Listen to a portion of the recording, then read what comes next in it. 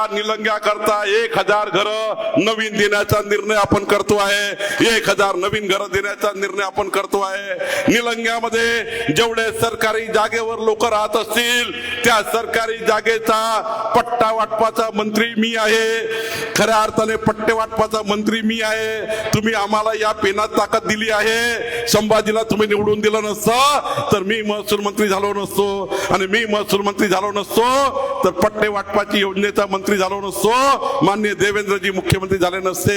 हे तुम्ही निलंग्याच्या जनतेने जे आम्हाला पाठबळ दिला आहे म्हणून आपलं सरकार आलं आहे। बंधू भगिनींनो, आपल्या निलंग्यामधले आपल्या सर्व सरकारी जागेवर राहणारे जेवढे लोक आहे सर्वांना पट्टे वाटप करण्याचा निर्णय आपलं सरकार करणार आहे। संभाजी निवडणूक झाल्याबरोबर एक मोठा कॅम्प लावा।